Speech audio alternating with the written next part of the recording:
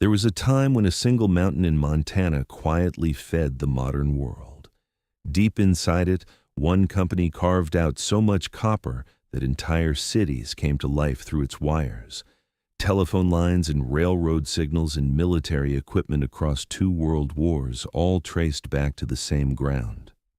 Then it disappeared.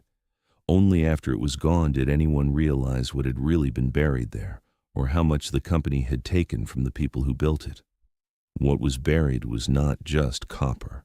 It was arsenic, cadmium, and a century of deferred costs the company had never intended to pay. The man who started it built something real. The company he created outlasted his intentions by decades. By the end, it was doing things he never would have sanctioned. It was protected by a political structure he had helped build and could no longer control even if he had wanted to. This is the story of a man named Marcus Daly. The hill beneath Butte had been producing silver since the 1860s. Marcus Daly, who was working as an agent for California investors at the time, was sent to this hill to evaluate a claim called the Alice Mine. He was Irish-born and barely educated. He had spent 2 decades learning mines from the inside, first as a mucker in the Comstock Lode, then as a supervisor in Nevada and Utah. He had no capital of his own. What he had was an eye for rock that almost no one else possessed. Daly bought a stake in the Alice mine and recommended it to his backers. It produced well enough. However, while working the silver seams, he noticed something his investors had not asked him to find. At depth, the silver gave way to a vein of copper so thick and so pure it was almost absurd. He said nothing to his partners. He quietly arranged his own separate purchase of a claim called the Anaconda mine, securing backing from businessman George Hurst and 2 associates. The total investment was $30,000. The timing was not luck. It was geology meeting history at exactly the right moment. The 1880s were the decade when American cities began electrifying at scale. Electric lighting, electric streetcars, and the first telephone networks were creating a demand for copper wire that existing mines could not begin to meet. Daly had found the right ore in the right place, and he moved faster than anyone else understood what was happening. Construction of the Anaconda smelter began in the early 1880s in a purpose-built town named Anaconda, which was named by Daly himself. It was 26 miles west of Butte. Within a decade, the company was producing roughly 170 million pounds of refined copper annually. It had its own railroad to move ore from the mines to the reduction works, its own timber operations, its own water system, and even its own hospital. When Daly built a facility, he built everything it needed without asking anyone for anything. He built the town of Anaconda the same way. Hotels, churches, a racetrack, a newspaper. The company owned the land under most of it. Workers who kept their jobs kept their homes. The leverage was structural and permanent, and in those early years, most people living inside it did not think of it as leverage at all. The company was the town. The town was the company. That was simply how things were. In Butte, the mines ran 24 hours a day. The smelter stack, rebuilt to a height of 585 feet, was visible for 50 miles. The sulfur dioxide it produced killed vegetation across a radius of miles and deposited heavy metals across the surrounding hillsides. The company knew. Farmers and ranchers brought lawsuits over dead livestock and ruined crops. Anaconda settled what it had to and kept operating. As the century turned, Anaconda had outgrown its founding structure. Daly died before he could see what it became. The company passed through consolidations that placed it under the effective control of Standard Oil interests.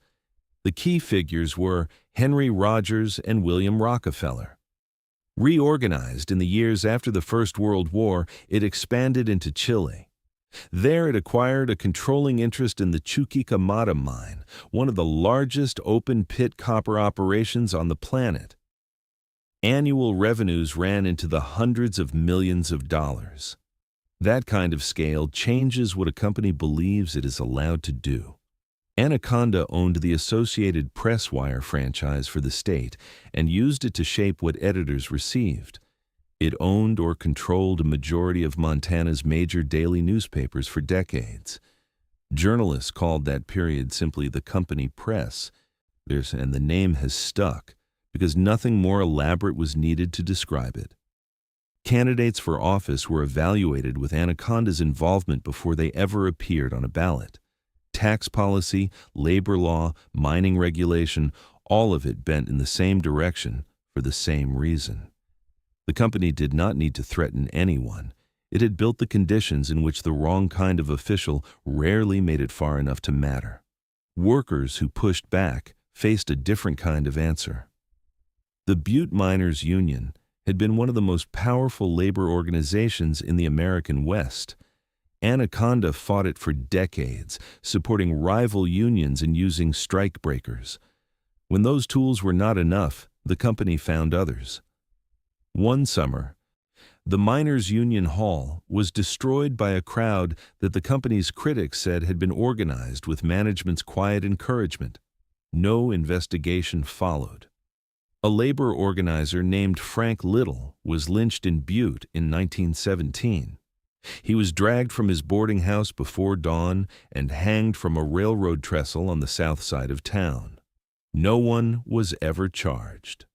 During World War I, copper demand for shell casings, electrical equipment, and communications wire pushed output to levels no one had anticipated.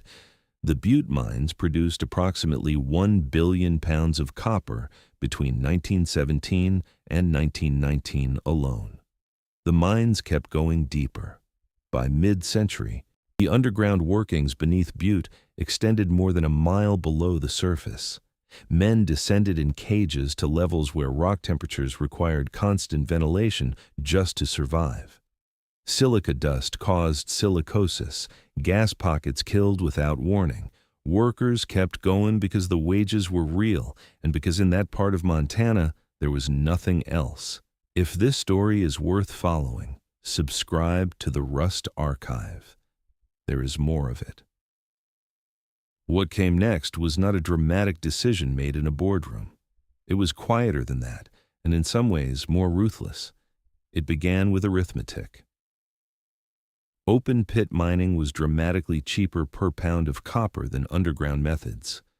The ore grades coming out of the underground Butte mines were declining as the richest seams exhausted themselves.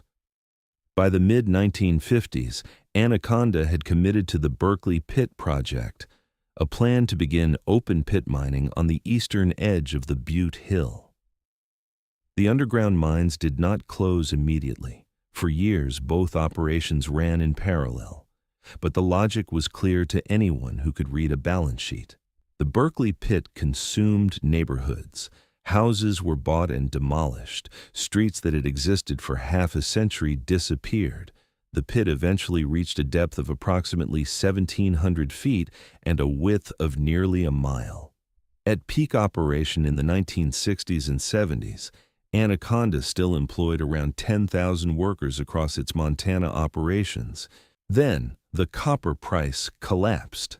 Prices that had been relatively stable through most of the post-war period became violently volatile after the oil crisis of 1973. Low-cost producers in Chile, Zambia, and the Philippines were putting copper on the market at prices that made Montana's extraction costs impossible to justify. Anaconda was carrying debt from its international expansion and facing environmental liability that was finally being measured rather than ignored.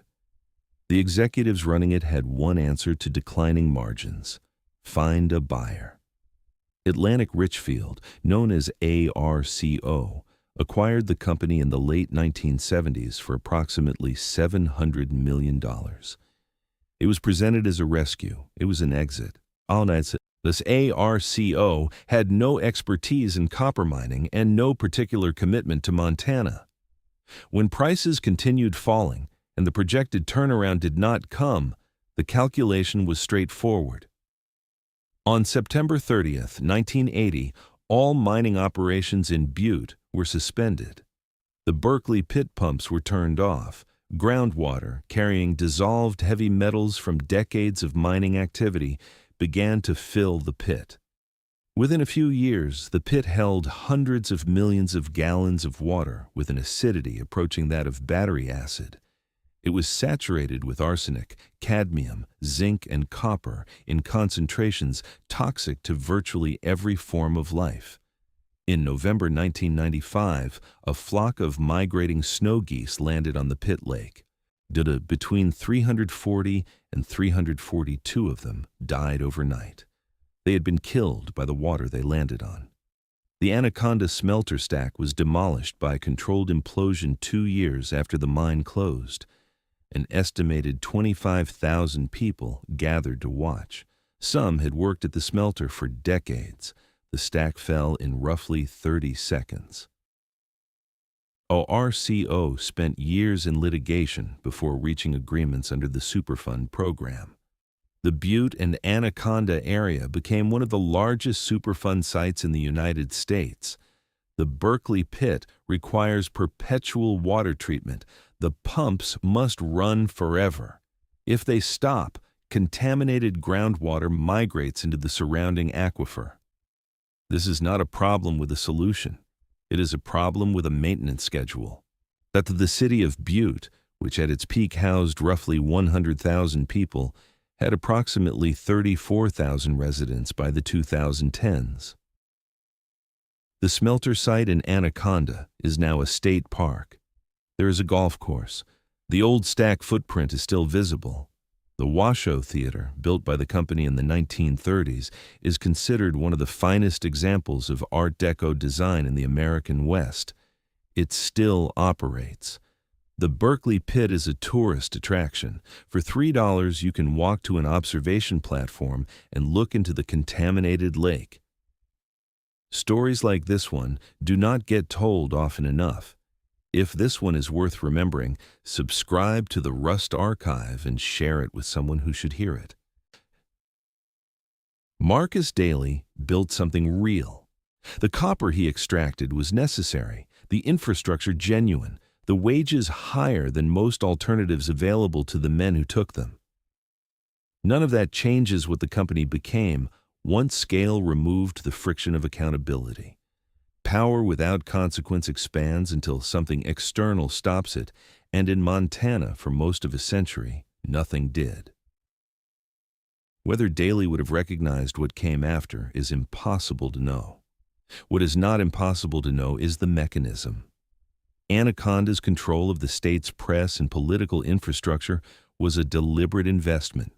It paid off in favorable taxation and weak enforcement of labor and environmental law across decades. A miner who developed silicosis could not easily sue the company that owned the newspaper that covered the courthouse that heard his case. A farmer whose cattle died from smelter emissions faced the same structure from a different angle. The costs were real. They were simply moved onto people who had no way to move them back. And the bill does not end. When ARCO turned off the pumps, it created an obligation that will outlast every executive who made that decision. Every shareholder who profited from the operation inherits it too. The pit must be maintained in perpetuity because the alternative is a contamination event with no boundary. The profit was extracted and distributed. What remains is owed by everyone. There is one question this story does not answer cleanly. The men who worked those mines built their lives around that work and raised families there. They created a culture specific to Butte that still has fierce defenders today. When ARCO pulled out, it removed the entire economic basis of a region. Whether Anaconda's century of dominance, with all its costs, was preferable to no Anaconda at all, is not a question with an obvious answer. The mountain is still there. The pit is still filling. The pumps are still running. Do you think the people of Butte got a fair exchange, a century of wages for a permanent toxic lake? Or do you think the deal was already crooked long before anyone turned off the pumps? Leave your answer below.